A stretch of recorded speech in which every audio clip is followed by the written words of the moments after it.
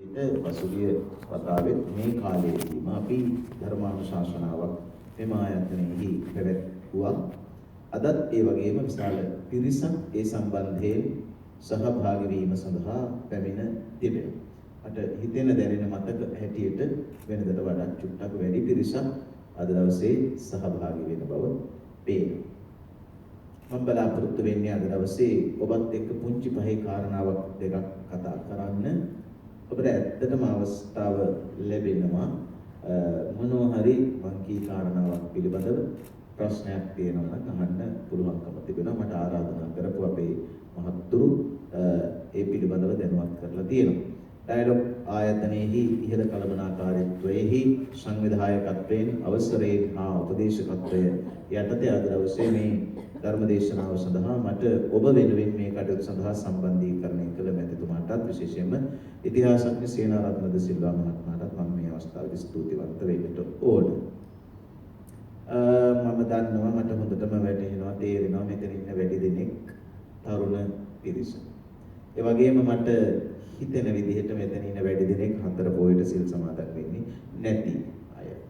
ඒ වගේම මට දැනෙන තේරෙන විදිහට මේ පින්වත් පිරිස හැම කෙනෙක්ම මේ ටිකක් විවෘත මනසකින් ධර්මයේ සහ හැම දෙයක් දිහාවෙම බලන උදවිය. ඒ නිසා මම කැමතියි ටිකක් වෙනද වගේම ඔබත් එක්ක සාකච්ඡා කරන්න කතා කරන්න. අපේ ජීවිතය කියන්නේ මොකක්ද? ඇත්තටම ජීවිතේ ඵල ප්‍රාප්තිය කියන්නේ මොකක්ද කියලා අපි ආත්මාවලෝකනය කරන්න එතනදීම ස්වයං විවේචනයක් කරගන්න සිද්ධ වෙනවා නම් ඒකත් කරන්න අපි නිහතමානී වෙන්නට ඕන. එහෙම නැත්නම් අපිට ඉදිරි ගමනක් නැහැ. මගේ වැරද්ද වෙන කවුරු හරි කියලා දෙනවා නම් ඔහුට අපි ස්තුතිවන්ත වෙන්න ඕන. පින් දෙන්න ඕන. මගේ වැරද්ද මට කවුරු හරි කියලා දෙනවා. මගේ වැරද්ද මට කවුරු හරි කියලා දෙනවා නම් ඒ වගේම ඒකේ තේරුම තමයි මේ වැරද්ද මට තේරෙන්නේ නැහැ කියලා කියන්නේ. මට වැරද්ද තේරෙන්නේ නැති නිසා මගේ වැරද්ද මට වෙන කෙනෙක් කවුරුත් කියලා දෙන්න. ඒක ස්තුතිවන්ත වෙන්නට ඕන වගේම අපි ගැන පුංචි පහේ කනගාටුවක් වුණත් කමක් නැහැ. මට මේ වැරද්ද තේරුනේ නැහැ නේද කියලා. එහෙම තැනක හිටියොත් මිනිසුන්ට ඉස්සරහට යන්න පුළුවන්. ඒකයි ඇත්තටම ආපස්සට හැරිලා බලන්නේ නැතුව ඉස්සරහට බලන එකේ තේරුම. ඒ නිසා පිටිපස්ස හැරිලා බලන එක හරි වැදගත්. ඉස්සරහට යන්න ඕනේ හැම කෙනෙක්ම. කාරුණික පින්වත්නි බුදුහාමුදුරුවන්ගේ ධර්මය ආගමක් බවට පත් වෙන්නේ කාරණා ගණනාවකින් සමන්විතව. ඕනෑම ආගමක සංයුක්ති ලක්ෂණ හතරක් තියෙනවා. මම මේ විදිහට බණ කියන්නේ අපේ පන්සලේ පොයේ දවසේ සිල් ගන්න උපාසකවලට. එහෙම ගොහම උන්දලා ලොකු හඳුරන්න කම්ප්ලේන් කරනවා. මේලෝ මගුලක් තේරුනේ ලොකු හඳුරන්නේ කියලා. එහෙම ගොහම ලොකු හඳුරෝ මට ආපෝසරයක් පනිෂ්මන්ට් දෙනවා. ඔබද දාන්නේ නවතිනවා. ඒක නිසා මම මේ හින්දායි ඔබට මේ කාරණා විවෘතව කියන්නේ ඔබ විවෘත මනසෙන් මේක දිහා බලන නිසා. බුදුහාමුදුරුවන්ගේ දේශනාව ඇතුළු කොට ඇති හුඟක් ආගම් සංයුතීන් හතරකින් සමන්විතයි. මේ සංයුතීන් හතර හැම ආගමකම සමාන ප්‍රමාණ තීරු වලින් සමන්විත නැහැ. හැබැයි තීරු හතරකින් සමන්විතයි. සමහර ආගම් වල සමහර තීරු ලොකුයි, සමහර තීරු පොඩි, සමහර ආගම් වල ඒ තීරු එක එක ආකාරයේ ප්‍රමාණයන්ගෙන් සමන්විතයි. හැබැයි තීරු හතර අනිවාර්යයෙන් තියෙනවා. මොනවද දන්නවද තීරු හතර? එක හැම ආගමකම තියෙනවා සාන්ති කර්ම. දෙක හැම ආගමකම තියෙනවා ආචාර ධර්ම. තුන හැම ආගමකම තියෙනවා සාහිත්‍යය. හතර හැම ආගමකම තියෙනවා ධර්ම කාරණා, දාර්ශනික ප්‍රපංච, philosophical facts. එතකොට පළවෙනි කාරණාව තමයි ශාන්ති කර්ම, incantations. ශාන්ති කර්ම කියලා කියන්නේ මෙලව යහපත සඳහා අප විසින් කරනු ලබන දේවල්. අපිට සංගතව ගත්තොත් එහෙම බෞද්ධයාට සංගතව ගත්තොත් බෝධි පූජා, පිරිත් වගේ. බෝධි පූජා කරන්නේ නේ නිවන් දකින්න. බෝධි පූජා කරලා ප්‍රාර්ථනා කරන්නේ නැහැ නිවන. බෝධි පූජා කළාට නිවන් දකින්නත් බැහැ. ඒක නිසා බෝධි පූජා කරන්නේ මෙලව යහපත සඳහා. කවුරු හරි ස්පිරිතාලේ නැගිටලා ඉන්නවා නම් අපිටම ලෙඩක් නම් ඔන්න අපි බෝධි පූජා කරනවා. අපේ දරුවන්ට අපල නම්, සෙනසුරු අපල නම්, සිකුරු අපල නෙමෙයි නම් දැන් බෝධි පූජා දෙනවා. ඒ වගේ එහෙම විවිධ මෙලව වශයෙන් වමනා කරන ශාන්තියක් ලබා ගැනීම උදෙසා තමයි ශාන්ති කර්ම තියෙන්නේ. හැම ආගමකම අඩු වැඩි වශයෙන් තියෙනවා. බොහෝ ආගම්වල ගොඩාක් ඒක තියෙනවා. බුද්ධ ආගමේ හතරෙන් එකක් සමාන හතරෙන් එකකට වඩා අඩු ප්‍රමාණයකින් තියෙනවා. දෙවෙනි කාරණාව තමයි ethics ආචාර ධර්ම කියලා කියන්නේ. ආචාර ධර්ම කියන්නේ යහපත සඳහා හොඳ නරක උගන්වන එක. හැම ආගමකම තියෙනවා. හොඳ උගන්වනවා මේවා හොඳයි මේවා නරකයි මේවා කරන්න එපා සතුන් මරන්න එපා උරකම් කරන්න එපා කාමයේ වර්ධව හැසිරෙන්න එපා බොරු කියන්න එපා රහවැල් පානය කරන්න එපා දෙමව්පියන්ට සලකන්න පරිසරය සුරකින්න වැඩි සදාචාර සම්පන්න මේ ethical facts කියලා කියන සදාචාර සම්පන්න ආචාරශීලී ධර්මතා උගන්වනවා. හැම ආගමකම තියෙනවා. බුද්ධ ආගමේ ටිකක් වැඩිපුර තියෙනවා. තුන්වෙනි කාරණාව තමයි ලිටරේචර් සාහිත්‍යය කියලා එකක් වෙනම තියෙනවා. කතන්දරය වුණා. මේමයි නෙළුම් මල් හතක් උඩ තමයි ඇවිත්තේ. පළවෙනි ඇඟිල්ල ඉස්සුවා, දෙවෙනි ඇඟිල්ල ඉස්සුවා. ඉතින් අස්ස අපිට නෙක්කා. ඉතින් ගියා වලිගේ එල්ලිලා ගියා. ඉතින් චන්නේවතිය තමයි ගියේ ඉතින් කියලා කතන්දර ලස්සනට තියෙනවා. සාහිත්‍ය කාරණා, ජාතක කතා හැම ආගමකම කතන්දර තියෙනවා. හතරවෙනි කාරණාව තමයි philosophical facts දාර්ශනික කාරණා එවුවා ගැඹුරුයි ටිකක් චතුරාර්ය සත්‍ය කර්මයේ පුනර්භවයේ පටිච්චසමුපාදයේ වගේ බෞද්ධ පැත්තෙන් තියෙන කාරණා. බෞද්ධ නොවන පැත්තෙන් විවිධ කාරණා තියෙන බොහෝ ආගම්වල ඒ කොටස අඩුයි. බුද්ධ ආගමේ ඒ කොටස තමයි වැඩිපුර තියෙන්නේ. චිත්ත චෛතසික රූප නිබ්බාන කර්මපත චිත්ත වේති මේ හිත වැඩ කරන විදිහ වගේ ඊටාම බරසාර කාරණා. අභිධර්ම කාරණා තමයි දැන් ලෝකේ වැඩියෙන්ම ඉගෙන ගන්නේ මාකටිංగ్ මැනේජර්ස්ලා. මාකටිං ෆීල්ඩ් එකට ඉතාමත්ම අවශ්‍යයි අභිධර්මය. මොකද හිත වැඩ කරන විදිහ යනවා තමයි ඇඩ්වර්ටයිස්මන්ට් හදන්නේ. එතකොට මේ කියන කාරණා සියල්ලත් එක තමයි ආගමක් හැදෙන්නේ. බුද්ධ ආගමත් ඒ වගේ. ඒක හින්දා පටලව ගන්න හොඳ නෑ. විශේෂයෙන් ඔබ වැනි තරුණ බෞද්ධයින් හෝ ඔබ වැනි තරුණයින් පටලවාගත යුතු නෑ සහ වාද විවාද විය යුතු නෑ සාහිත්‍ය කාරණාවක් අල්ලගෙන ඒක ආගමය කියා. සාහිත්‍ය කාරණාව යන එකී සමස්ත ආගමේ හතරෙන් එකක් පමණයි. සාහිත්‍ය හදන්නේ පසු කාලීනයන්. සාහිත්‍ය හදන්නේ අත් වශයෙන්ම දාර්ශනික ප්‍රස්තුතයන් දාර්ශනික කාරණා එකවර ස්පර්ශ කරගන්න තරම්ම මානසික සක්්‍යතාවක් නැති අය සඳහා තමයි දාර්ශනික කාරණා මේ ශාන්ති කර්ම කාරණා හදන්නේ. බෝධි පූජා කරන්නේ නැහැ මේ බෞද්ධ වඩන යතිවරු සහ තාපස වෘත්තියේ යෙදෙන අය. ඒක නිසා මේවා ස්ටේජස් වශයෙන් වෙන් කරගන්න ඕනේ. දැන් ආචාරශීලී කාරණා එහෙමත් නැත්නම් සිල් වගේ දේවල් රකින්න ඕනේ නැති අය ඉන්නවා.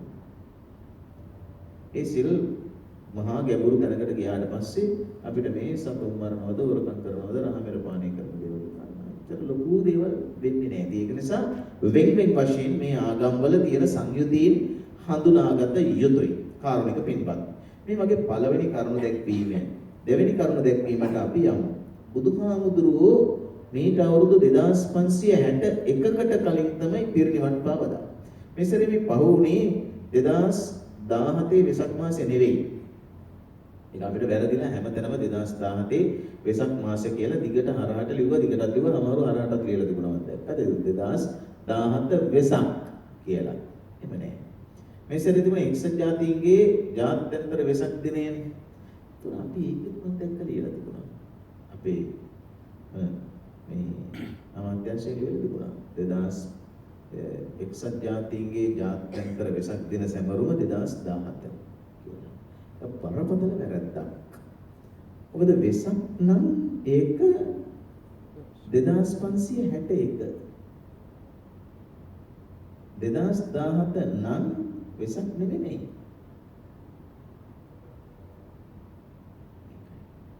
දැන් පාරක කිලෝමීටර් කණුවසේ හැදපුම් කණුක් තිබ්බාම පළවෙනි එකට කිලෝමීටරින් කියලා ඊගාවට මේ හැදපුම් වලින් කියන්න බැහැ. උස වරිනකොට අපි හිතමුකෝ අඩි 7යි මේ සෙන්ටිමීටර් 2යි. එහෙම කියනකොට අඩි 7යි සෙන්ටිමීටර් 2යි. අඩිත් වෙනම කියනවා සෙන්ටිමීටරුත් වෙනම කියනවා. රාත්තල් වෙනම කියලා ඊගාවට ග්‍රෑම් වලින් ඉතුරු ටික කියනවා. සීනි කරලා අපි ගණන් හදලා කිව්වොත් මේක රාත්තලයි ග්‍රෑම් 50යි තියෙනවා කියලා. ඒ වගේ එකක් තමයි 2017 වෙසක් කිව්වා. බුද්ධ වර්ෂනම් දුරුත්තු නවම් මැදින් බක් වෙසක් පොසොන් ආදි වශයෙන් ක්‍රිස්තු වර්ෂනම් ජනවාරි පෙබරවාරි මාර්තු අප්‍රේල් මැයි ආදි වශයෙන්. ඒක නිසා 2561 වෙනි වෙසක් සැමරුවේ 2017 මැයි වල. දැන් මම ඔබෙන් අහුවොත් ප්‍රශ්නයක්. මේ අපි ඉන්නේ වෙසක් මාසෙද ජූනි මාසෙද?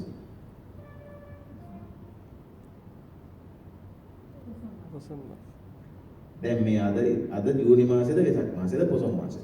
වෙසක් මාසෙ. වෙසක් මාසෙ. ඇත්තම කිව්වොත් ජූනි සහ වෙසක්. මේ ජූනි මාසෙ තමයි වෙසක් මාසෙ ඉවර වෙන්නේ හෙට. ඊට පස්සේ වෙසක්. ඊට පස්සේ පොසොන්. ඒක නිසා වැරදීමක් සිද්ධ වෙනවා. ඕක ඇත්ත වශයෙන්ම හරිනම් වරදින්න තිබුණේ එක්සත් ජාතීන්ට. එක්සත් ජාතීන්ට වැරදුන්නේ නැහැ. ඒගොල්ලෝගේ ලෝගෝ එක මම බැලුවා. ලෝගෝස් දෙකක් හදලා තිබුණා. එහෙ එකයි මෙහෙ එකයි.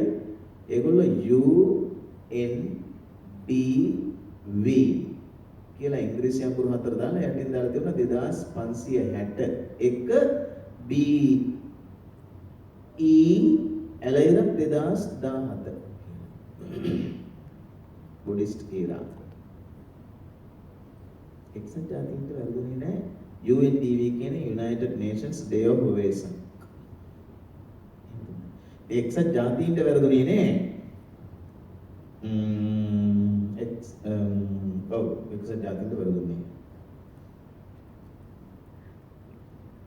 එතකොට මේ වගේ දැන් අපි ඉන්නේ 2324 වෙනි මහින්දා ගන්න.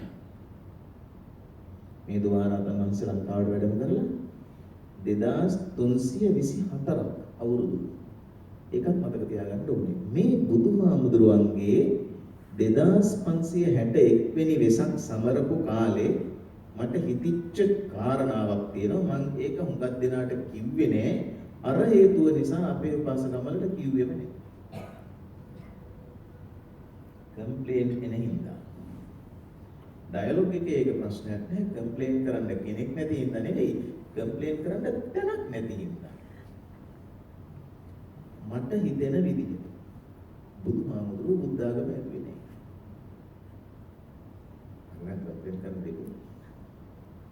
මට හිතෙන විදිහට බුදුහාමුදුරුවෝ බුද්ධාගම හැදුවේ නෑ. සහ මට හිතෙන විදිහට බුදුහාමුදුරුවෝ හැදුවේ බුද්ධාගම නෙමෙයි. වෙන එකක්. කොහොමද මම එහෙම කියන්නේ? ආගමික කාරණා බුදුහාමුදුරුවෝ දේශනා කරලා තියෙන්නේ ඉතාම අල්පයයි.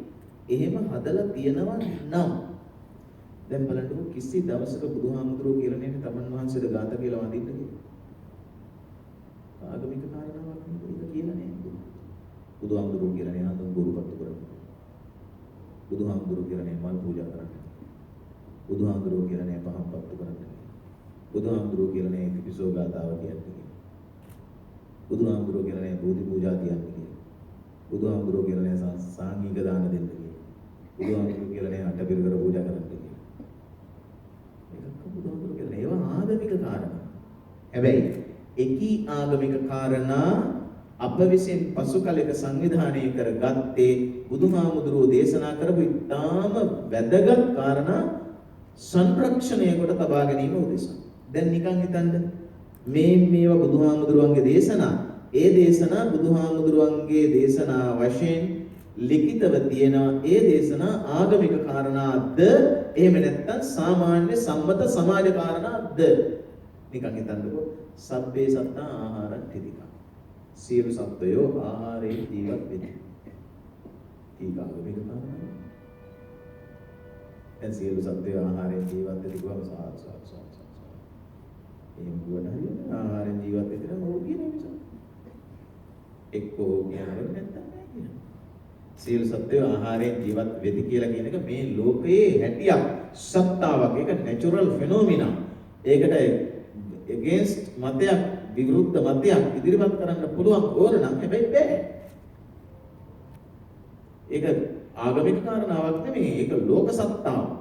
සබ්බේ සත්තා මරිස්සන්ති. සියලු සත්වයෝ මිය යති, මැරෙති. ඒක ආගමික කාරණාවක් කියන්නේ. ඒක සාමාන්‍ය සමාජ සත්තාවක්. සන්තුට්ඨි පරමන්දන. Happiness is the best wealth. සතුට තමයි පරම ධන. ඉතින් ඒක පිළිගන්න ඕන මිසක් සාදු දුවට හරියන්නේ. අනිච්චවද සංඛාරා මේ ලෝකේ තියෙන හැම දෙයක්ම නැති වෙන. ඉතින් ඇත්තනේ නැති වෙනවා. ආගමික කාරණාවක් කියයි. ඒක ධර්මානුකූල කාරණාවක්. එහෙම නැත්නම් සමාජ සත්තාවක්. ඒක නේ උඩ පැන්නොත් බිම වැටෙනවා කියලා කියනවා වගේ. දැන් ලෝකේ සාමාන්‍යයෙන් උඩ පැන්නොත් බිම වැටෙනවනේ. එහෙමනේ අපි හිතාගෙන ඉන්නේ. ලෝකේ රව. ඒකට අපිට උගන්වලා තියෙනවා ලෝකේ රව. අපි ඉතින් හරියටම දන්නේ නැහැ. අපි පිළිගන්නවා ලෝකේ රව කියලා. දැනගන්න ඉතින් ලෝකේ උඩ රෝඩ ගිහින් බලන්න බෑ රව. ඒ හැම ගිහින් අපි ඇවිල්ලා නේ. ඒක නිසා අපි ලෝකේ රවුම් කියලා පිළිගන්නවා. ඒතර ඒක පිළිගන්න ගමන්ම මෙහිම රවුම් ලෝකයේ උඩ පැන්නොත් බිම වැටෙනවා කියලා කාරණාවක් අපිට කියලා තියෙනවා. මෙහෙම උඩ පැන්නොත් බිම වැටෙනවා. ඒතර මේ පැත්තේ අයිස්ලන්තේ නම් මේ පැත්තේ තියෙන ඕස්ට්‍රේලියාවනේ. එතකොට මේ පැත්තේ ඉන්න අය උඩ පැන්නොත් බිම වැටෙනවා තමයි යට ඉන්න කට්ටිය. යට පැන්නොත් උඩ වැටෙනවා. එතකොට දකුණේ ඉන්න කට්ටිය දකුණට පැන්නොත් වමට වැටෙනවා. නේද? ඒක තමයි දකුණේ ඉන්න උන්ට හුඟක් දෙනාට වෙන්නේ. දකුණට පැන්නොත් වමට වැටෙනවා. මේ ඉන්න උන්ට තුගක් එහෙම තමයි වෙන්නේ. වමට පැන්නාම ආපහු දකුණට වැටෙනවා. එතකොට උඩ පැන්නොත් බිම වැටෙනවා කියන එකද ඇත්ත නෑනේ. ගුරුත්වයේ ආකර්ෂණයේ නීති ගුරුත්වාකර්ෂණයේ දේශනා කරපුවාම ගුරුත්වාකර්ෂණයේ නියමය ප්‍රකාශයටපත් කරපුවාම කවුරු හරි කියනවද සාදු ගුරුත්වාකර්ෂණයේ පළමුව පිළිගන්නේ දෙවනුවද පිළිගන්නේ දෙවනුවද ගුරුත්වාකර්ෂණයේ සරණ යන්නේ. එහෙම කියන්නේ සරණ ගියට ඇති වැඩකුත් ඒ හින්දා බුදුහාමුදුරුවෝ මේකේ ධර්ම කාරණාවක් දේශනා කළේ. ඒක පිළිගන්න එක වෙනයි. හැබැයි ඒක ආගමික සංයුතියක් හැටියට සංයුතියක් ඇතුළට ආගමික කෝවකට ආගමික ආච්චුවකට ආගමික ඇඳුමකට දාගත්තේ අපි. බුදුහාමුදුරුවෝ දේශනා කළ ආගමක් නෙවෙයි. දාර්ශනික ප්‍රපංච. බුදුහාමුදුරුවෝ දේශනා කළ දැන් බලන්න මොකද්ද? ප්‍රේමතෝ ජායති සෝකෝ. ඔබ උගා දෙනෙක් හිතන විදිහට ඒකේ තේරුම ප්‍රේමයෙන් සෝකය හටගන්නේ. එහෙම නෙමෙයි බුදුහාමුදුරුවෝ දේශනා කළේ. ප්‍රේමයෙන් සෝකය හටගන්නේ කියලා කිව්වොත් එimhe කවුරුවක්වත් ප්‍රේම කරන්නේ නැහැ. මේ සෝක වෙන්න ප්‍රේම කළ වැඩක් තියෙනවා. නමුත් බුදුහාමුදුරුවෝ දේශනා කළේ ප්‍රේමතෝ ජායති සෝකෝ කියන සෝකයේ ඝනත්වය ප්‍රේමයේ ඝනත්වය හා සාපේක්ෂයි. ශෝකයක් අපිට ඇති වෙච්චාම ඒක 100ක ශෝකයක් නම් 100ක ශෝකයක් ඇති වෙන්නේ ඒ ශෝකයේ ඇති වෙන්න හේතු වෙච්ච කාරණාවේ ඝනත්වය 100ක් නම් පමණයි. මා අතහැර ගිය තැනැත්තා හෝ තැනැත්තිය යම් පමණ මාහා සබඳතාව දක්වා තිබී නාද ඒ පමණ ශෝක ඝනත්වයක් ඇති වෙනද? ශෝකයේ ඝනත්වය කියලා කියන්නේ ප්‍රේමයේ ඝනත්වයමයි. ඒකයි ප්‍රේමතෝ ජායති ශෝකෝ කියන්නේ. ඒකට සාදු කියලා කියන්නේ. ලෝක සත්තාව. මනෝ පුබ්බංගමා ධම්මා මනස තමයි හැම එකකටම ප්‍රධාන. ඒ ඇත්ත. ඒක නිකන් අනාගතය ආදාය කියනවා වගේ වැඩක්. ඒකට සාදු කියලා. future today කියලා ගමු. ආගමික ප්‍රකාශයක් නෙවෙයි. ඒක නිසා බුදුහාමුදුරුවෝ හැදුවේ ලෝක විග්‍රාහක න්‍යාම ධර්මතා. මේට වසර 2561කට කලින් ක්‍රිස්තුපුර 6 ලෝක විග්‍රාහක න්‍යාම ධර්මතා හැදුවා. අපි ඒක රැකගන්න ආගමක් හැදුවා. ආගමක් හදන්න නැතුව රැකගන්න බැරි. එහෙම දර්ශන, එහෙම දේශනා, එහෙම තියෙනවා. දැන් බලන්නකො අද වෙනකොට පයිතගරස් ප්‍රමේයයට සාදු කියලා පිළිගන්නේ නැහැ. කොන්ෆියුසියස් දහමක් තියෙනවා ඇත්ත වශයෙන්. යේසුස් වහන්සේගේ දහමක් තියෙනවා. නබිනායකතුමාගේ දහමක් තියෙනවා. මම කියන්නම් ආගම් හැදෙන විදිහ කෙටියෙන් සරලව මම අද ටිකක් වෙලා කතා කරන්න හිතාගෙන ඉඳපු නිසා. දැන් අපේ මාක්ස් ඉන්නර Karl Marx das Kapital the capital හොඳ දේශපාලනඥයෙක් දේශපාලන න්‍යාය ධර්ම දේශනා කරපු කෙනෙක්. ජර්මන් ජාතිකයෙක් කාල් මාක්ස් තුමා කියාපු දේශපාලන දර්ශනය අද වෙනකොට ඉතිරි වෙලා තියෙන්නේ ඇයි? ලෙනින් විසින් පක්ෂය හදපු හින්දා. පක්ෂ කියලා එකක් හදාපු හින්දා. ඒත් පක්ෂය හදනවත් එක මොනවද එන්නේ? ලාංඡනයක් කියලා. ලෝගෝ එක. දැගත්තයි මිටියයි. පාටක් එනවා. රතු පාට. ගජයක් එනවා. ස්ලෝගන්ස් එනවා. උද්‍යෝග පාට. පින්තූර එනවා. ලෙනින් තුමාගේ පින්තූර එනවා. මාක්ස් තුමාගේ පින්තූර එනවා. ඒකත් එක්ක පූර්ණ කාලීන සමාජිකයෝ ෆුල් ටයිමර්ස් ලා පිරිසක්. ඒ ෆුල් ටයිමර්ස් ලා නඩත්තු කරන්නේ ෆුල් ටයිමර්ස් ලා ඒ වෙනුවෙන් ෆුල් ටයිම් වෙන් වෙලා ඉන්නේ. ඒගොල්ලෝගේ පෞල් ජීවිත නඩත්තු කරන්න සාමාන්‍ය සමාජික පිරිසක් ඉන්නවා. බුදුහාමුදුරුවෝ මොකද කරන්නේ? බුදුහාමුදුරුවෝ ධර්මයේ දේශනා කරලා ඉස්සර වෙලාම හැදුවේ ෆුල් ටයිමර්ස්. ඉස්සර වෙලාම හාමුදුරුවෝ කියලා කොටසක් හැදුවා. ඒ හාමුදුරුවෝ කියන්නේ රස්සා කරන්නේ වෙන වැඩක් කරන්නේ නැහැ. අර ධර්මය වෙනුවෙන් කැප වෙලා ජීවිතේ වෙන් කරනවා. මේ ෆුල් ටයිමර්ස් ලා කියන්නේ. සාමාන්‍ය සමාජිකයෝ අර ෆුල් ටයිමර්ස් ලා නඩත්තු කරනවා. ඊගාට ලාංඡන අපිට තියෙනවා. ධර්ම චක්‍රය තියෙනවා. ඒතකොට පාට තියෙනවා. ස්ලෝගන්ස් තියෙනවා. දැක්කද? ආගමික සංයුතියකින් පක්ෂයක් හදන්නත් පුළුවන්. පක්ෂයක සංයුතියකින් ආගමක් හදන්නත් පුළුවන්. කෞටිල්‍යගේ අර්ථ ශාස්ත්‍රයේ එහෙම අදින්දුරුනේ නේ. මැකියාවෙල්ලිගේ The Prince කියන කෘතිය දේශපාලන කෘතියක්. ඒක ආද වෙනකොට එහෙම පක්ෂ වශයෙන් බාර අරගෙන The Prince ලියාපු මැකියාවෙල්ලිට ආගමක් වාගේ පක්ෂයක් හදන්න බැරුව ගියා. අර්ජුන එහෙමත් නැත්නම් කෞටිල්‍යගේ අර්ථ ශාස්ත්‍රය රචනා කරලා ඉවර වෙලා ඉන්දියානු සමස්ත රාජ්‍යයේ පෙරලපු පොත ලියාපු එක්කෙනාට කෞටිල්‍යයට ආගමක් වගේ පක්ෂයක් වගේ ආගමක් හදන්න බැරුව ගියා. ඒ වගේ බුදුහාමුදුරන්ගේ ආගම අපි ආගමක් වශයෙන් දේශනාවක් කරනවා. මෙන්න මෙහෙමයි මේ ගැන හිතන්න ඕනේ කාරුණික පින්වත්නි. වෙද මහත්තයෙක් හිටියා කියලා හිතන්න. ඒ වෙද මහත්තයා තාමත් හොඳ ෆෝමියුලා එකකට වට්ටෝරුවකට තාම වටින කසායක් හදලා. මම මේ කාරණාව කියලා ඔබෙන් පුටි ප්‍රශ්නයක් අහනවා මට උත්තරයක් දෙන්න.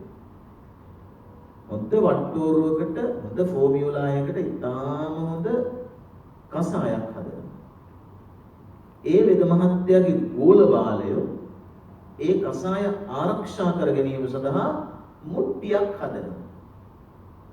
එක්කෙනෙක් මැටි අඹරනවා, මුට්ටිය හදනවා, තව එක්කෙනෙක් මුට්ටිය වේලනවා, තව එක්කෙනෙක් මුට්ටිය පුච්චනවා, තව එක්කෙනෙක් මුට්ටියේ කැටයන් දානවා, තව එක්කෙනෙක් මුට්ටිය හොඳට පින්තාරු කරනවා, සමහර මුට්ටියේ මල් අඳිනවා, සමහර මුට්ටියේ ලිය කැටයන්, සමහර මුට්ටියේ රන් කැටයන් දානවා, සමහර මුට්ටියට වැඳින ගාතාවක් හදනවා. ඔය විදිහට ලොකු ලස්සන මුට්ටියක් හදලා මුට්ටිය සමහර ඔළුවේ තියාගෙන යනවා, මුට්ටියට සාදු කියනවා. මේ මුට්ටිය තමයි අර කසාය තියෙන්නේ. දැන් මම ඔබෙන් අහන්නේ ඇත්තටම වටින්නේ මුට්ටියද කසායද?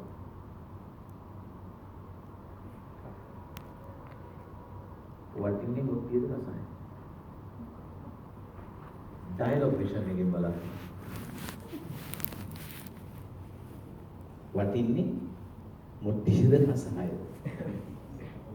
ඔව් මේ ප්‍රශ්නෙට උත්තරයක් දෙන්න බෑ. ඒ දන්නද මේ ප්‍රශ්නේ වැරදි. වැරදි ප්‍රශ්න වලට හරි උත්තර හොයන්න බෑ. රටට උනා වගේ තමයි. ප්‍රශ්නේ වැරදි නම් ඒ ප්‍රශ්නේ වැරදි ප්‍රශ්නෙක උත්තරයක් හොයන්න බෑ. අපි වටින්නේ කසායද මුට්ටියද කියලා අහන ප්‍රශ්නෙට දෙන්න තියෙන උත්තරේ තමයි වටින්නේ කසාය මුට්ටිය කියන්නේ. ඒ දන්නවද? මුට්ටිය නැතුව කසාය දාන්න බෑ. කසාය නැතුව මුට්ටිය වැඩ නිකන් ඉස් මුට්ටිය වැඩ. දැන් ඔබ මට කියන්න අපි කතා කරන්න ඕනි කසාය රැකගන්නද මුට්ටිය රැකගන්නද? දෙකම.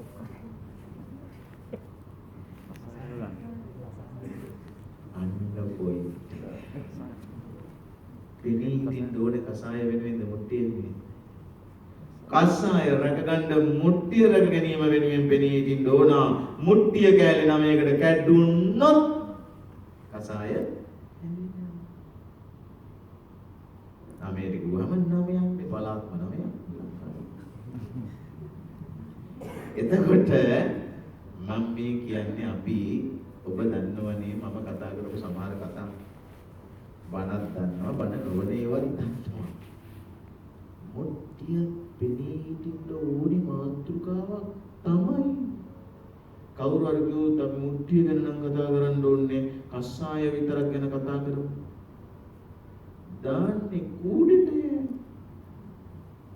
කසාය. කසාය කූඩෙට දාපුවා මොකද වෙන්නේ? රොඩු ඉතුරු වෙන්නේ.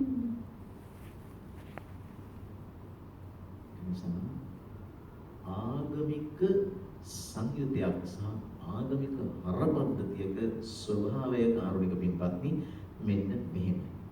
දැන් මගේ දෙවෙනි කරුණ දැක්වීම ඒ තුන්වෙනි කරුණ දැක්වීම. ඇත්ත වශයෙන්ම මෙතන ඉන්න ඔබ අතරින් අති බහුතරයක් දෙනා මැදිවිය ඉක්මන් නොගිය තරුණයෝ. මැදිවිය ඉක්මන් නොගිය. ඊටාම සුළු පිරිසක් මැදිවියෙහි ඉන්නවා. මැදිවිය ඉක්ම යමින් ඉන්න කවුරුවක්වත් නැහැ. ඉන්නවා නම් ඉන්නේ සේනාරත්න සර්වයි මායි විතරයි. මැදිවිය ඉක්ම යමින්. මට මේ විදියට 53ක් වයස මන් නෑ වාගේ හිටියා.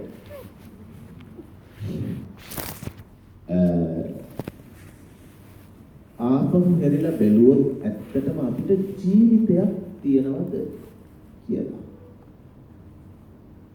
ජීවිතයක් අපි ගාව තියනවද? අපිට තියෙන්නේ ජීවිතයක්ද? අපි ගෙවනවා මොකක් හරි එකක්. ඒ ගෙවන්නේ ජීවිතයක්ද වෙන එකක්ද? අපි නඩත්තු කරන්නේ ජීවිතයක්ද එංගක්ද? සියුම් ප්‍රශ්නයක්. ඇත්ත වශයෙන්ම අපි මේන්ටේන් කරන්නේ ලයිෆ් එකද බොඩි එකද? ඇඟ කියන්නේ ජීවිතේ නෙවෙයි. ජීවිතේ කියන්නේ ඇඟ නෙවෙයි. ඇඟට වඩා ජීවිතේ ගොඩක් වෙනස්. ජීවිතයට වඩා ඇඟ ගොඩාක් වෙනස්. අපිට මේ ඇඟක් තියෙනවා. ඇඟ ඇතුලේ පණක් තියෙනවා. ඇඟ ඇතුලේ තියෙන පණ ඇඟ ඇතුලේම තියාගෙන නඩත්තු කරන එකට කියන්නේ පණ ගැට ගහ ගන්නවා කියන නිසා ජීවත් වෙනවා කියන්නේ. එක්ක පණ ගැට ගහ ගන්නවා කියනවා. එසේ නැත්නම් පණ රැක ගන්නවා කියනවා. පණ රැක ගන්නවා කියන්නේ ජීවත් වෙනවා කියන එක නෙවෙයි. පණ ගැට ගහ ගන්නවා කියන්නේ ජීවත් වෙනවා කියන එක නෙමෙයි. එහෙනම් මොකද්ද ජීවත් වෙනවා කියලා කියන්නේ? බලමු සත්තු ඉන්නවා. සත්තුන්ටත් ඇඟක් තියෙනවනේ. සත්තුන්ට ඇඟවල් තියෙනවා. ඇඟවල් ඇතුලේ පණවල් තියෙනවා. උන් කනවා, බොනවා. ඒ ඔක්කොම සත්තුත් කරනවා. සත්තු කනවා, බොනවා, නානවා. සමහර සත්තු ඒ ඔක්කොම කරලා ඒගොල්ලෝ ජීවත් වෙනව නෙමෙයි. ඒගොල්ලෝ පණ ගැට ගහ ගන්නවා, පණ රැක ගන්නවා. ඇඟ ඇතුලේ තියෙන පණ ඇඟ දාලා නොයන විදිහට ආරක්ෂා කරගන්න. ඒක නිසා සත්තු පණ රැක ගන්නවා මිසක් සත්තුන්ට ජීවිත නැහැ. කිසිම සතෙකුට මන් දන්න කිසි සතෙකුට ජීවිතයක් නැහැ. උන්ට තියෙන්නේ ඇඟක් විතරයි. ඇඟ ඇතුලේ පණක් විතරයි. උන් කරන්නේ ඇඟ ඇතුලේ තියෙන පණ ඇඟ ඇතුලේම තියාගන්න කනවා බොනවා එච්චරයි. උන් පණ රැක ගන්නවා ඇඟ ඇතුලේ ජීවිත නැතුව. මොනවද කියන ජීවිත කියන්නේ? ලයිෆ් කියන්නේ. මම මේ ප්‍රශ්නය මේ තරුණ ඔබට දාන්නේ. ඔබ ස්වයං විවේචනයෙන් ආත්මාවලෝකණයෙන් තමාට හැරිච්ච මනසකින් යුක්තව හුදකලාව කල්පනා කළ යුතුයි. මට ජීවිතයක් තියනවද? එහෙම නොවේ නම් මම මේ කියන කාරණාව ඇත්තටම ඔබට නෙවෙයි කියන්නේ. ඔබ ගෙදර ගිහින් කතා කළ යුතුයි. ඔබ සාකච්ඡාවට බඳුන් කළ යුතුයි. ඔබගේ කුටුම්බය හා සමග සාකච්ඡා කළ යුතුයි. කලත්තරයා හා සමග මේ පිළිබඳව සංවාදශීලී විය යුතුයි. කවුරු සමග? කලත්තරයා සමග. සමාන දෙන්නේ අපේ ගෙදර නේ. කලත්තරයා කියන්නේ ස්වාමි පුරුෂයා නම් භාර්යාව, භාර්යාව නම් ස්වාමි පුරුෂයා. එදා කලත්‍රය. දැන් හිතන දුවිට කලත්‍රය සමග සාකච්ඡා කළ යුතු. මොකද ජීවිතය කියන්නේ වෙන එකක් ඇඟ නඩත්තු කරනවට වඩා.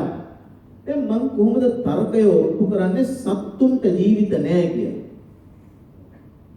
ඇත්ත වශයෙන්ම සත්තුන්ට ජීවිත නැහැ. ඇයි දන්නවද? සත්තුන්ට භාර්යාව නැහැ. ඒක ජීවිත. සත්තුන්ට ස්වාමි පුරුෂයෝ නැහැ. ඒක ජීවිත. සත්තුන්ට දූ පුතුන් නැහැ. ඒක ජීවිත. සත්තුන්ට අම්මලා අප්පච්චි නැහැ. ඒක ජීවිත. කොටිම කියනවා නම් සත්තුන්ට නෑදෑයෝ නැහැ. ඒක ජීවිත. සත්තුන්ට සංස්කෘතියක් නැහැ. භාෂාවක් නැහැ. සාහිත්‍යයක් නැහැ. දැනුම් පද්ධතියක් නැහැ.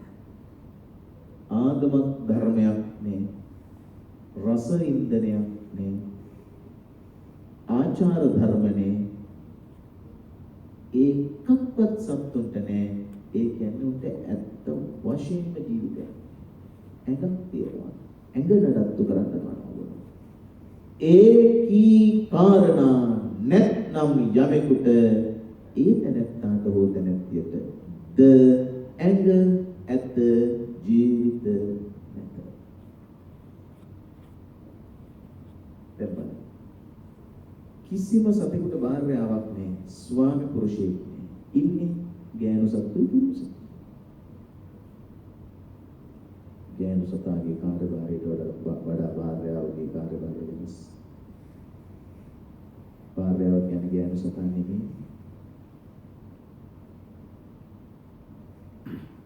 ස්වාමි පුරුෂයා කියන්නේ පිරිමි සතා නෙමෙයි. පිරිමි සතාට වඩා මොන තරම් රෙස්පොන්සිබිලිටි එකක්, මොන තරම් වගකීමක්, මොන තරම් ලිංගතුකමක්, මොන තරම් දයාලු වන්දනයක් ස්වාමි පුරුෂයාට තියෙනවද?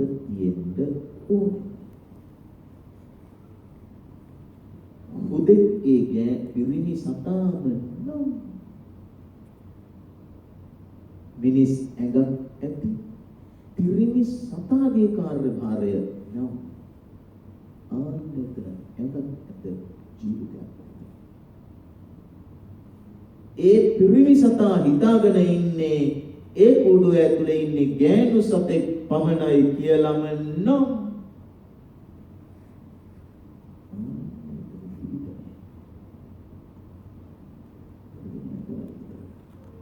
ආත්මාවලෝකනය චුට්ටක් කියන ලොකු කරුණ ගැන ඔබ වෙනම හිතන්න. කෙටියෙන් කියන බර කරුණ ගැන ගැඹුරින් හිතන්න. කිසිම ගෑනු සතෙක් පිරිමි සතෙකුට ආදරේ නැහැ. කිසිම පිරිමි සතෙක් ගෑනු සතෙකුට ආදරේ නැහැ. කොයි ගෑනු සතාද පිරිමි සතා ගෙදර එනකම් බලාගෙන ඉන්නේ නිදාගෙන? कोई පිරිමි සතාද මොනවා හරි අරගෙන යන්නේ ගෑනු සතා?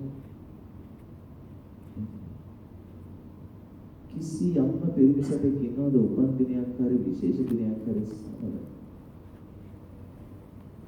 कोई ගෑනු සතාද ඉන්නේ පිරිමි සතාට අමාරුයිද කියලා හිතන? මොන පිරිමි සතාද ඉන්නේ අද නම් ගෑනු සතාට අමාරු ඇති කියලා හිතන?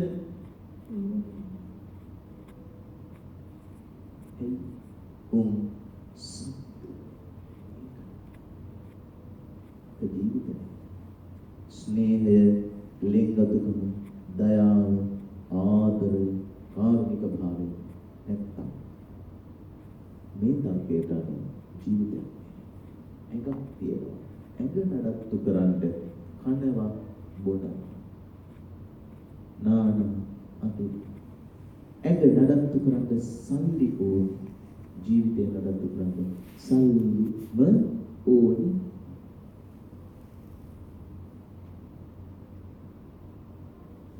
යෝනිසෝ මනසිකාරයෙන් ඒ කියන්නේ පැහැදිලි සිහියෙන් තමක් පිළිබඳව වෙන වෙනම ප්‍රත්‍යේකව ඒ කියන්නේ ඉන්ඩිවිජුවල් විදිහට වෙන වෙනම කල්පනා කරලා බලන්න.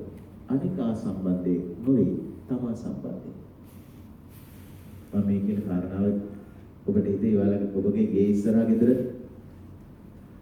නම් එහෙම තමයි කියලා. මම කිව්වේ ඒ ඔබගේ ගේ ඉස්සරහා ගෙදර ගැන හිතලා නෙවෙයි. මං කිව්වේ ගේ ඉස්සරහා ගෙදර මිනිස්සු ගැන හිතලා.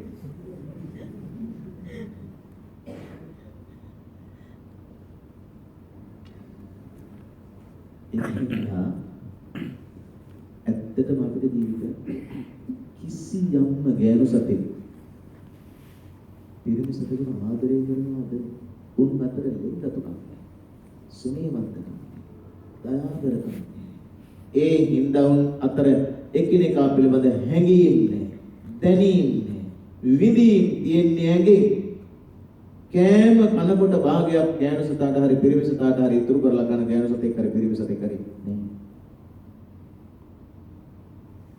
අපි එහෙම වෙන්න ඕනේ නැද්ද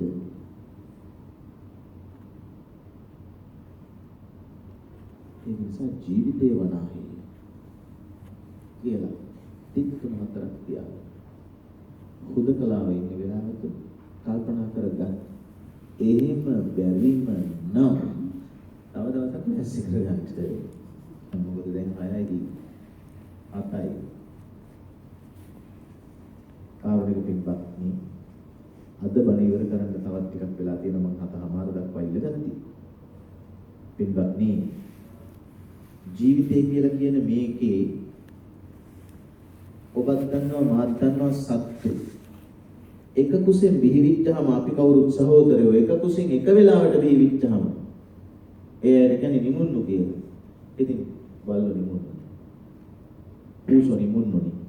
සත්තු කොච්චර ඉන්නවද නිමුන්නු. ඕන්ගේ නිමුන්නු කන. ඕන්ගේ සහෝදරකම. උන් ලොකු විච්චාම ටික දවසක් යනකොට තාත්තට දුව හොයන්න බෑ අම්මට පුතා හොයන්න බෑ. අක්කලාට කොහොමද මල්ලිලා නම් අයියලා හොයන්න බෑ. ඒ සත්තුන්ගේ යපි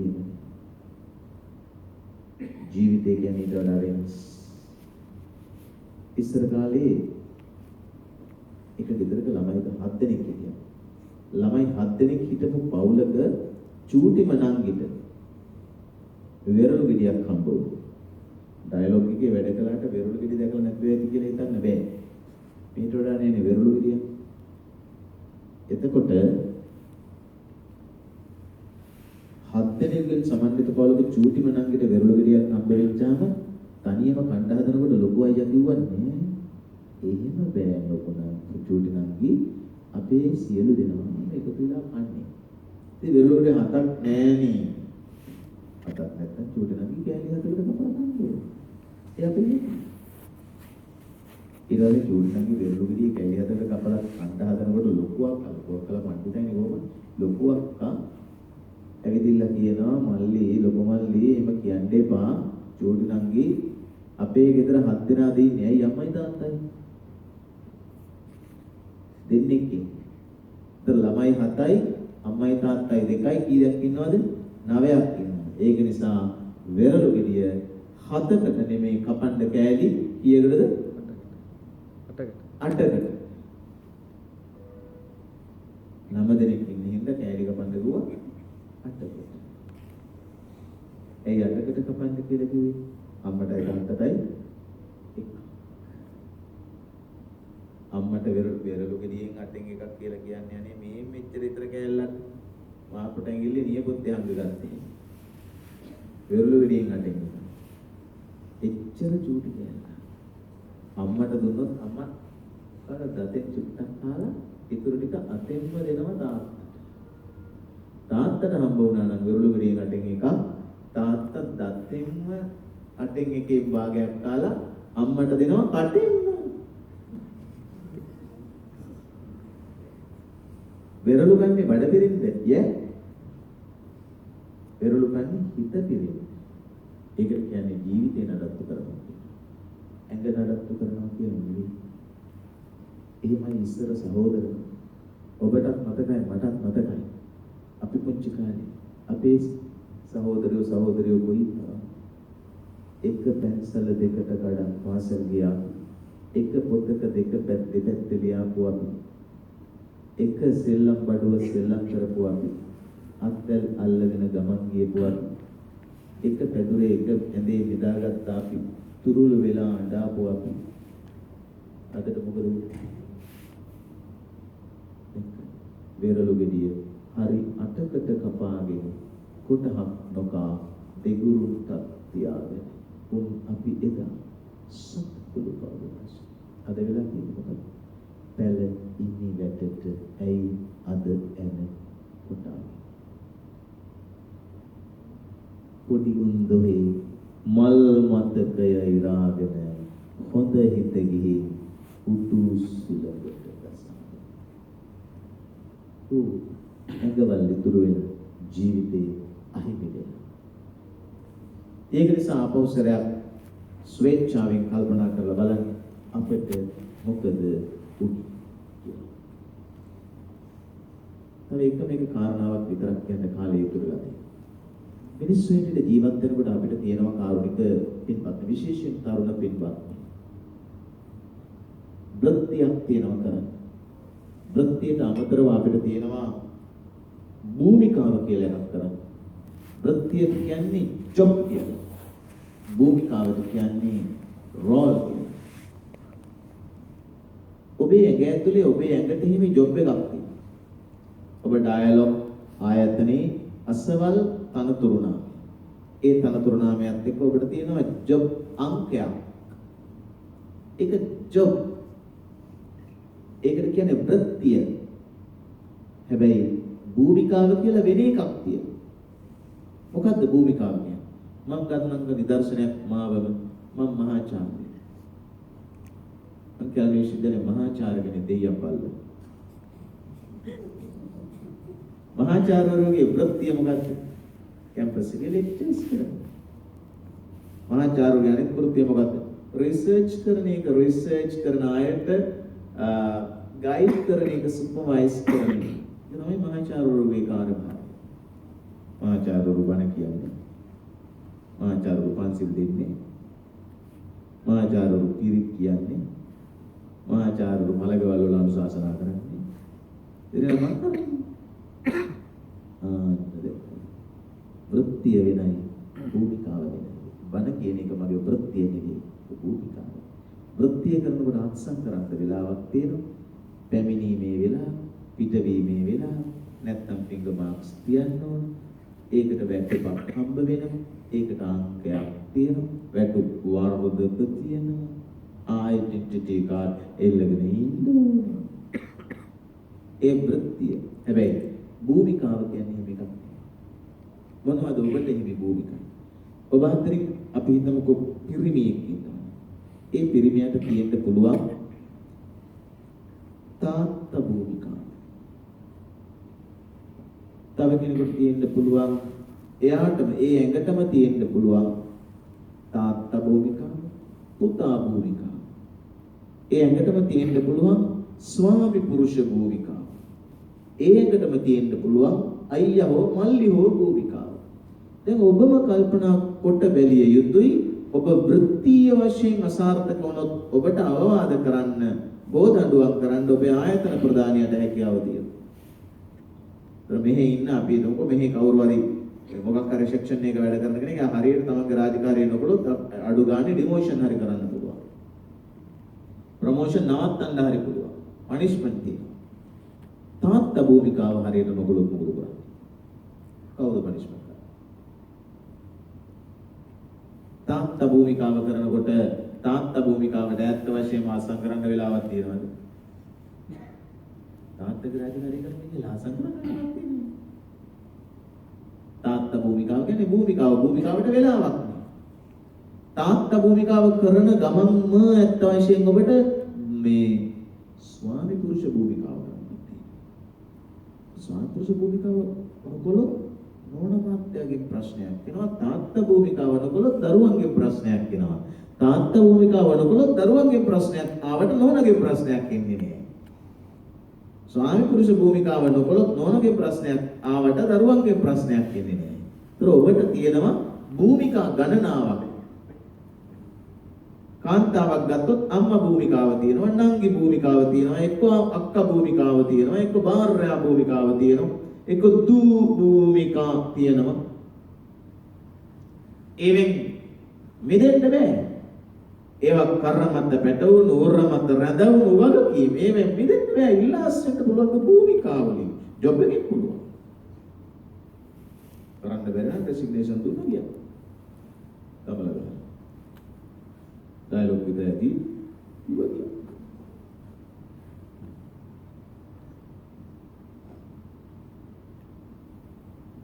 ඒ වුණාට රිසයින් වෙන්න බැහැනේ භූමිකාවෙන්. දැන් ඔබ කල්පනා කරන්න ඕන ඔබ රෝල් එක හරියට කරනවද ජොබ් එක තමයි. ජීවිතයකට වැඩියෙන් වටින්නේ ලයිෆ් එකකට වැඩියෙන් වටින්නේ රෝල් එක මිසක් ජොබ් එක නෙවෙයි. ජොබ් එක කරන්නේ රෝල් එක සඳහා. වෘත්තිය කරන්නේ භූමිකාව සඳහා. භූමිකාව නොකර ජොබ් එක කරොත් හරියට නිකන් නාන්නම හිතාගෙන ලින්ක් කපලා දාන්නේ වගේ. ලින්ද කපලා ලින්ද වැඳලා වාල්දිය තියලා ලින්ද වට කර මොකද ලින්ද වට කර කාබරගොය නෙමෙයි තාප්පි.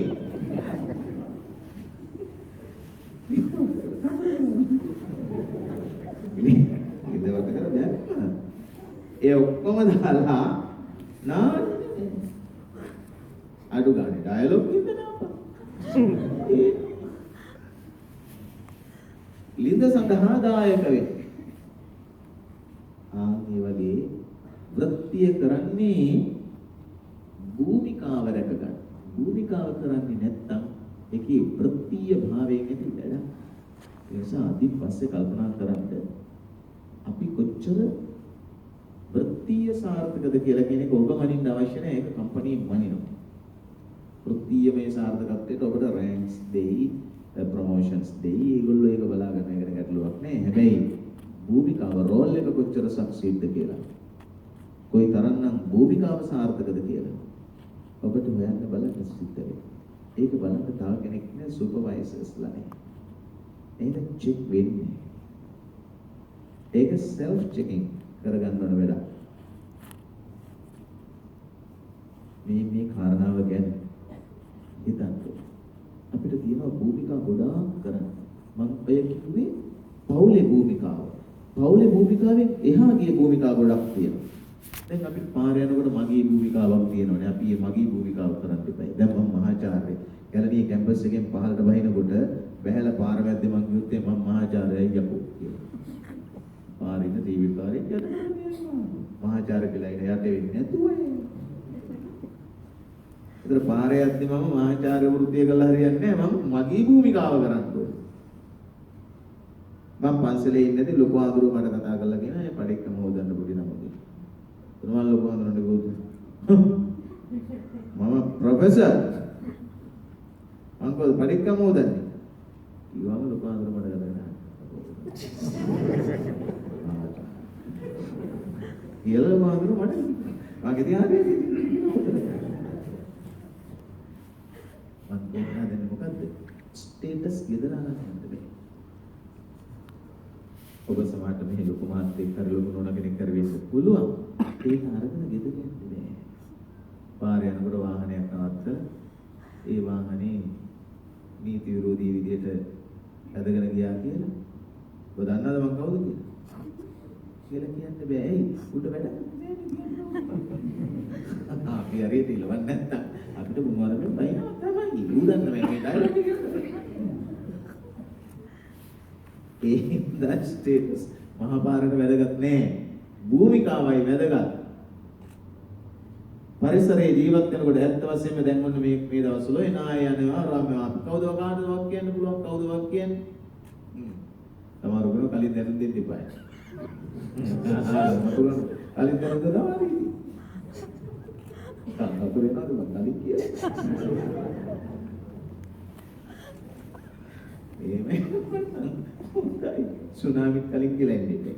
ඒ භූමිකාවක් තියෙනවා අපිට පුරවැසියන් හැටියට.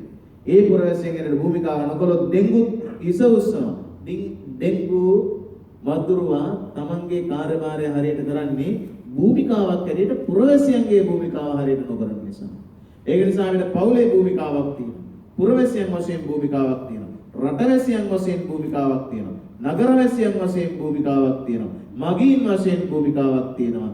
සහ තමන් උපන් ජාතිය සහ ආගමේ නාමයෙන් භූමිකාවක් තියෙනවා.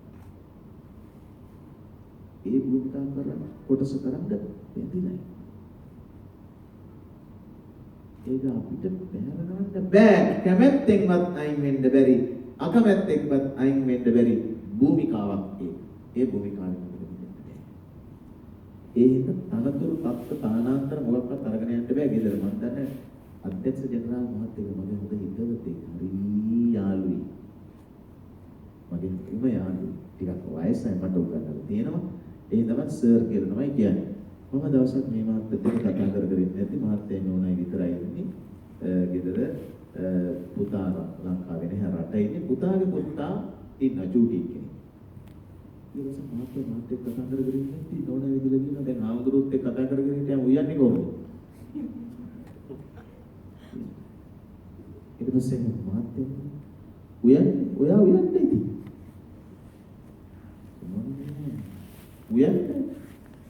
උයන්න පොල් ගන්න බෑ. පොල් ගන්න. ඉතින් ගන්න. මටද ගන්න කියන්නේ පොල් ගන්න. ආමුදුරුත් එක බණ කතා කර කර හිටියා පොල් ගන්න. යන්ති මාත්‍ය විලුරු වගේ ඔය දන්නද මම කවුද? මම අධ්‍යක්ෂ ජනරාල් ඩිරෙක්ටර් ජනරල් පොල් ගන්න. කියත් මොකක්ද දන්නද නෝනා කිව්වේ?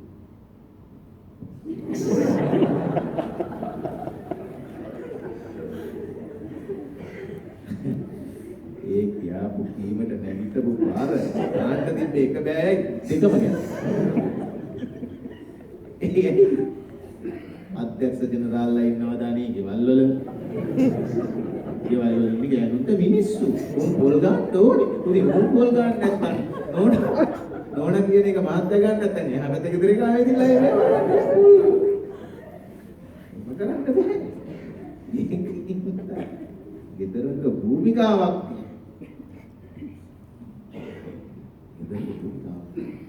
ඒ අධ්‍යක්ෂ ජනරාල්තුමා දවසක් මම යනකොට අත් දෙකයි කකුල් දෙකයි බිම තියාගෙන එමිදිනවා පොඩි එකෙක් කරේ. චූටි පුතාගේ චූටි එක්කන කරේ. මම මොකද මේ ආස්‍ය කොන්ටි ටික කරලා මම වසරේ තත්ත්වෙ අනේ අපේ ආන්දරේ මොහොතන්නේ අධ්‍යක්ෂ ජනරාල් තමයි පොඩි එකක් කරේ ඌ කන් දෙකනුත් අල්ලගෙන ආස්‍යගෝ ටික් ආස්‍යගෝ ටික් එතකොට ඒ අධ්‍යක්ෂ ජනරාල් පොඩි එකාගේ 100 පොඩි එකාට 100ක් ඉන්නවා මිසක් ඩිරෙක්ටර් ජනරල් අයින්නේ ඒ වගේම තමයි කම්පැනියට ගියාම ඩිරෙක්ටර් ජනරල් ඉන්නවා මිසක් 100ක් ඉන්නවා එන ස්ටේටස් කම්පැනි ඇතුලේ තියෙන්නම ඕන ගෙදර යනකොට දාලා යන්න ආන්නේ මොනවාම ලයිෆ් ඉතුරු වෙනවා නැත්තම් බොඩීස් ඉතුරු වෙනවා බොඩීස් ඉතුරු වෙලා රට වෙනුවෙනුත් ඒ වගේ තමන්ගේ භූමිකා ඉෂ්ට කරන්න තියෙනවා තමන්ගේ රට ඒ රට වෙනුවෙන් භූමිකා ඉෂ්ට කරලා ඒ රට වෙනුවෙන් තමන්ගේ වගකීම් කොටස ඉෂ්ට නොකළොත් රටෙන් කාලා ඇඟ නඩත්තු කළපු කෙනෙක් හැටියට මිය දෙන්න වෙනවා. අපි කන්නේ අනුන්ගේ අනුන්ගේවත් කන්නේ මෙතන ඉන්න කවුරක වග කරන් කන්නේ. ඔක්කොම කන්නේ. තව කවුරු හරි වවාපුවා. මෙතන කාටවත් දෙයියන්ගේ හාල් කැවෙන්නේ. එහෙම වෙච්චාම රටෙන් කාපු අපිට රට වෙනුවෙන් යමක් දෙන්න වෙනවා. ජොබ් එක විතරක් කරලා මැටි දෙන්න. අපි අදින්නේ අපේ ඇඳුම්ෙන් රටේ ඇඳුම්. අපි කන්නේ අපේ කෑමෙන් රටේ කෑම. අපි ගන්න ඩ්‍රග්ස්, බේත්, මෙඩිසින් අපේ වෙන්නේ ලෝ ප්‍රැක්ටිසින් හද. එහෙම වෙච්චාම අපිට ජොබ් එක විතරක් කරලා ජීවත් වෙන්න පුළුවන් දේ තරම් මුදකලාව මිනිස්සුන්ට ජීවත් වෙන්න පුළුවන්. අපිට වගකීමක් තියෙනවා. ඒ වගකීම ඉෂ්ට කරන්න ඕනේ. සාමාන්‍යයෙන් කරන්නේ මොකද්ද? අපි ඉඩමක් ගත්තා. ඉඩම අරන් ගේ හැදුවා. ගේ වටේ තාප්පේ දැම්මා. තාප්පෙට ගේට්ටුව දැම්මා. ගේට්ටුවට ඉබ්බ දැම්මා. ඉබ්බට යතුරු දැම්මා. යතුරු ලාච්චුවට දැම්මා. ලාච්චුවට යතුරු දැම්මා. අපි එහෙම ඉන්න මිනිස්සුන්ට අයිතියි. ඒ තාප්පෙට උඩින් හමාගෙන යන මදනල වෙනුවෙන් අපිට වග කියන්නේ. ඒ තාප්පෙටත් මේ තාප්පෙටත් වැටෙන දිය බිඳුව ගැන අපිට වග කියන්නේ. ඒ වාගේම ඒ දිය බිඳුව ගලාගෙන යාම පිළිබඳව අපිට වග කියනවා. මත් නිසා දෙයක් මගේවත් ලිඳ බව ලිඳ මගේ ලිඳේ බැම්ම මගේ. ලිඳේ වාල්දිය මගේ. වාල්දියේ එල්ලපු බොලොක්කේ මගේ. ලිඳේ වතුර මගේ. උල්පත් උගේ ඒතර ලිඳ මගේද? ගහ එයාගේ වත්තේ.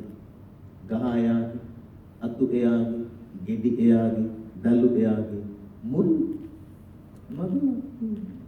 ඉතින් ගහ එයාගේද? කොහොමද අනේ මිනිස්සු එක් කරගන්නේ? මහ පොළවේ උඩ ඉඳලා අඩි 10කින් යට මට ආйти නැත්තම්. තාප්පෙට උඩින් අඩි 20කට උඩින් මට ආйти නැත්තම් මිනිස්සුන්ට මොනවද ආйти? ඒක නිසා භූමිකාවේ රට වෙනුවෙන් තමන්ගේ භූමිකාව ඉෂ්ට කරපු මිනිහෙක් මට හම්බ වුණා. යුද්ධෙට ගිහින් රට වෙනුවෙන් තමන්ගේ භූමිකාව පුදුම විදිහට ඉෂ්ට කරපු කෙනෙක්. තරුණි දේහධාරී ලස්සන පොළේ. ඒ කතාව අහපුවාම එන්නේ මට බණකට ආරාධනා කළා. ආබාධිත රණවිරුවෙක් කතා කරන්නේ අපේ හාමුදුරුවෝ බණකට වඩින්න පුළුවන් කියලා. මම එන්න මොනවද වෙන බණක් කැන්සල් කරගෙන මම ගියා. මම ගොඩක් ඈතක නෙවෙයි. ගණින් ඉන්නේ බලාපුවාම පොඩි ගියා. සිවිලින් දාපු නැති ටයිල් කරපු නැති සම්පූර්ණ ගියා. බණට ඇවිදලා ඉන්න විශාල දෙයක්. උගත් දෙනෙක්ගේ ඇස් නෑ, සමහරුගේ කන් නෑ, සමහරුගේ කකුල් නෑ. රණවිරු සමහරට ඇවිදින්න බෑ, සමහරට ඉඳ ගන්න බෑ. සමහරුගේ මේ ඔළුවේ පැත්තක් නෑ. එක්කද ජීවිතේ තමන්ගේ ජීවිතේ භූමිකාවෙන් පූජා කරන මිනිස්සු. මගේ පුතුේ වාඩි වෙන්නත් හදලා මට ආරාධනා කළේ කොයි මහත්තයාද කියලා අහපුවම එතන තරුණ නෝන කෙනෙක් කිව්වා අපේ හඳුරන්නේ මේ මහත්තයා කාමරේ. ඒක එන්නේ කියන්න බෑ. අනේ අපේ හඳුරන්නේ ඉඳලා බෑ මහත්තයා. බණ කියන්න කලින් මහත්තයා හම්බෙලා කතා කරලා ඉන්නවා. කාමරේ ඇතුළට ගිහින් බැරි විශ්වාස කරන්න මේ තරුණයා 21 අවුරුද්දක් ඇදී අවුරුදු 21ක් ඇදී මේ මෙතන උඩ විතරයි පණති බෙල්ලෙන් උඩ විතරයි පණති මේ අත මෙහෙම කරපුවාම මෙහෙම වෙනවා මෙහෙම කරපුවාම මෙහෙම කොල්ලන්ට පුළුවන් එච්චරයි මේ අතවත් මේ කකුල්වත් බෙල්ලෙන් පහළ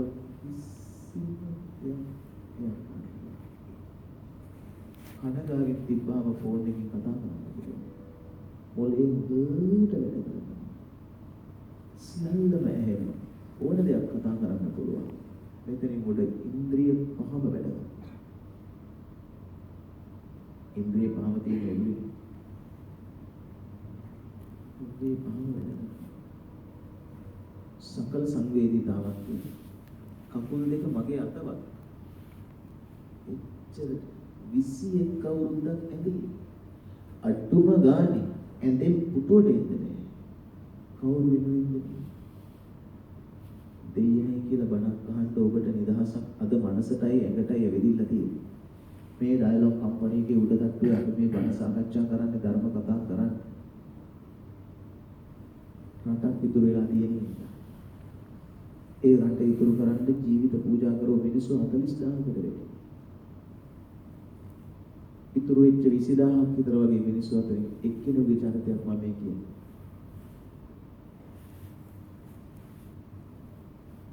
මට බණ අමතක වුණා. බණ 7500ක් 8000ක් විතර කියලා දෙනවා මට.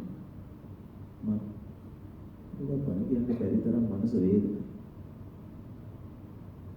එච්චරද ඇතේ ඉඳලා ඔළුව මෙහෙම කරන්න බෑ. මෙහෙම කරන්න. මම මහත්කමට හරි අනගාටුයි. ඇයි අපේ හඳුනන්නේ? ඔබ ඒ කියන්නේ ඔබ දුවන්නේ විදිහට මට හිතුනේ. දුක දුක. මට දුක නැත්තම් මොකද වන්නේ? දුක දුක. ඔබ දුක දුක. කනගාටුවක් තියෙනවා. ඒ මොකක්ද කරන්නේ? මගේ අතින් ඔක්කොම ඉවර කරගන්න බැරි වෙච්ච එකනේ.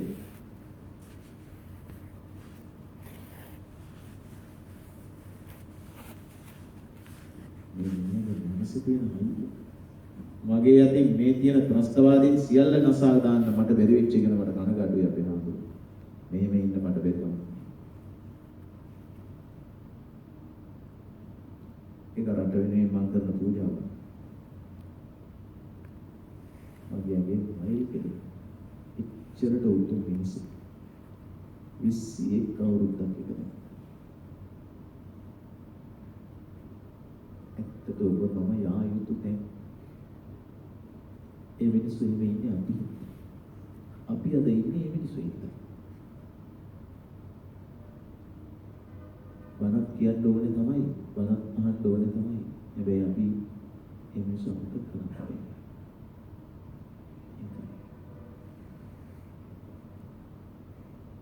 ඊට වඩා පුදුම කතාව ඒක නෙවෙයි. බණ කියලා ඉවර වෙලා මම මේ කතාව ඒ වෙලාවේදී කිව්වා. කසාද බැඳලා ඉන්න නෝනට මං කිව්වා නංගි මට ඔබට වඳින්න බෑ. නැත්තම් මං අද බණ කියන වෙනුවට ඔබට වැඳලා යන්නේ. ඒද කසාද බැඳලා සති දෙකයි. මේ අනතුරු සිද්ධ වෙනවා. කසාද බැඳලා කියන්නේ වෙඩින් එක අරන් නෙවෙයි.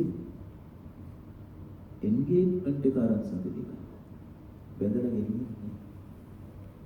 එන්ගේජ්මන්ට් එක නාමිකව කඩදාසි කොලේ බැඳලා සති දෙකයි. මේ අනතුරු වෙලා සද්දා කාලිකෝත්පල වෙලා ඉන්න මිනිහව අරගෙන ගෑණි ගෙදර ආවා. 21 අවුරුද්දක් නාවනවා. කවන තුන්වීර කවනවා පොල්. 21 අවුරුද්ද. ඒ ගෑණි කවදාකවත් බබාලා හම්බ වෙන්නේ නැහැ. කසාද බැඳ කසාද බැඳලා දවස් 4කින් යුද්ධෙට ගියා. සති දෙකක් යුද්ධෙ හිටියේ. ඊට පස්සේ ගෙනාවේ ඔය විදිහට එනවා. උන්කෝනංගී මට ඔබට වඳින්න බෑ. අද ඒක ගෑණි මොකක්ද දන්නවද? අපේ හාමුදුරුවෝ කනගාටු වෙන්න එපා. මට කනගාටුවක්. ඒ මොකද කනගාටුවක්? එයා අපේ හාමුදුරුවෝ මේ මගේ ස්වාමි පුරුෂයන්ෙන් මම හදාගන්නේ දරුවෝ හැටියට. ඒ මගේ පුතා. අවුරුදු 35ක් මේ ගෑණිට. මේක ගෑනු පූජනීයයි. ඒකම භූමිකා තියෙනවා අධිරේෂ්ඨ කරන. ඒක ජොබ් එක නෙවෙයි රෝල් එක. වෘත්තිය භූමිකා.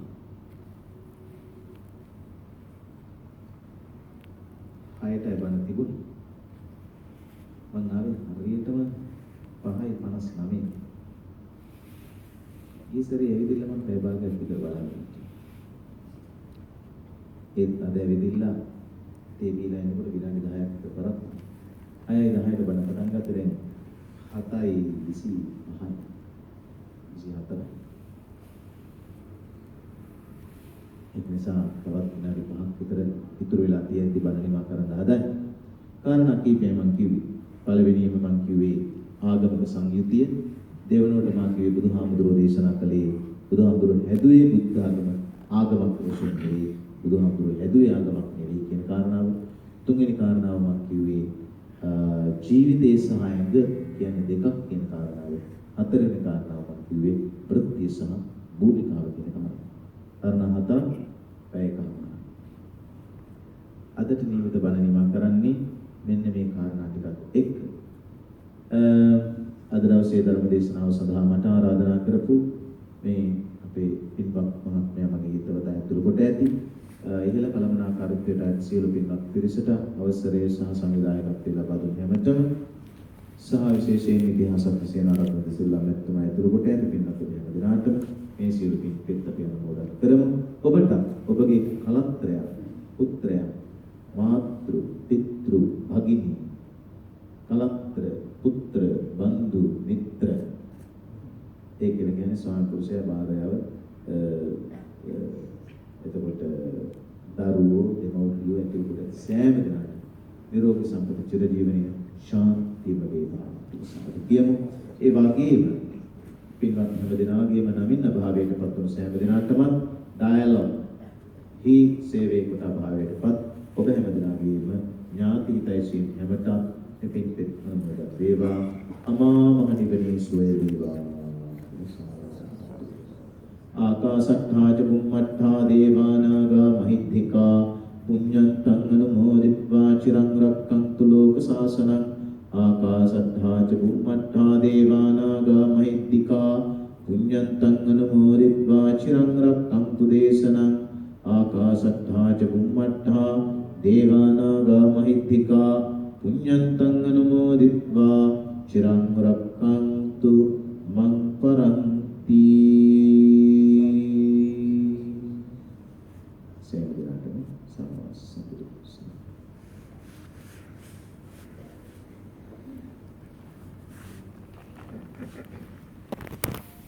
Mm-hmm.